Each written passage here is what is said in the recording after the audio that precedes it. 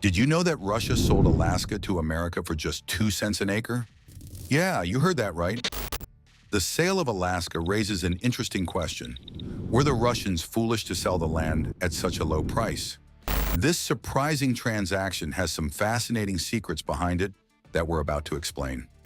Stick around because you won't believe how this deal went down. We will tell you the fascinating history behind it. We'll also explore the geopolitical context surrounding this monumental transaction.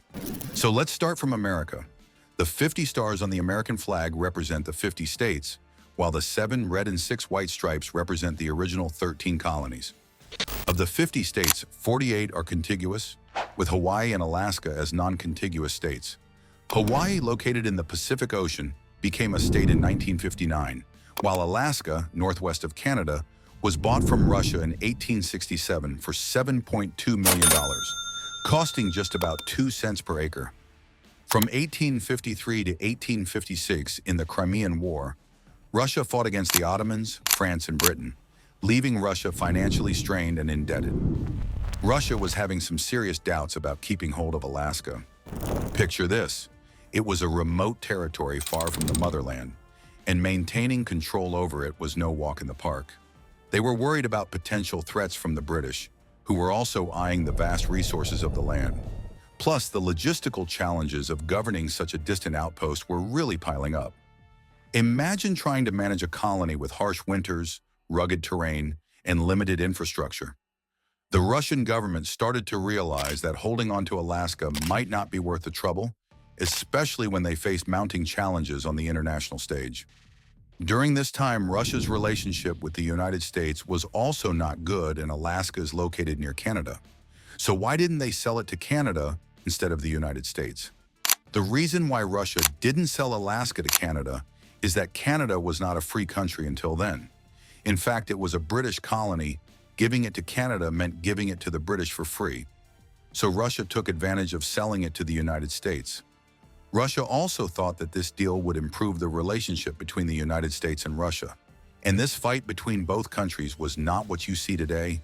And Russia believed that, in the event of a future war, the United States might support them. However, what actually happened was quite different. We'll discuss this once we cover our main discussion. A massive piece of land for just pennies per acre. Sounds like a steal, right? But back in 1867, when the U.S. acquired Alaska, many thought it was a huge mistake. Was it really Seward's folly, or a brilliant strategic move? William Henry Seward, the U.S. Secretary of State, who was a huge advocate for this deal, he believed that acquiring Alaska would be a strategic move for the United States, expanding its territory and resources.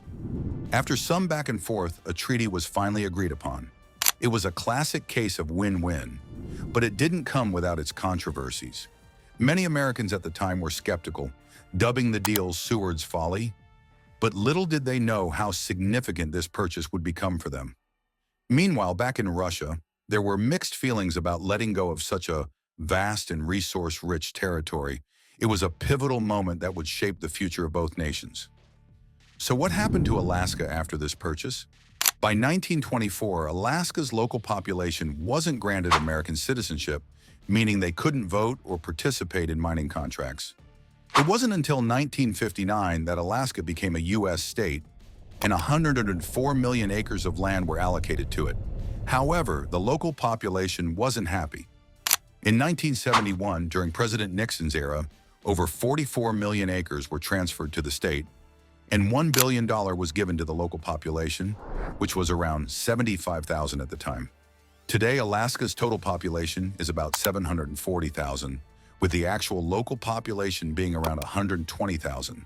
The U.S. has benefited economically from this land, and its strategic importance has grown. The purchase of Alaska has proven to be a valuable investment for the U.S., with even more potential benefits in the future. Now let's look at the U.S.-Russia relations post-sale. The sale of Alaska to the U.S. only improved relations between the two countries temporarily, but did not lead to long-term American support for Russia. Over time, geopolitical tensions, including ideological differences and conflicts like the Cold War, led to a complicated relationship. What do you think about Russia selling Alaska? Was it a smart move or a big mistake? Let's chat. Don't forget to like this video and subscribe to this channel for more related videos.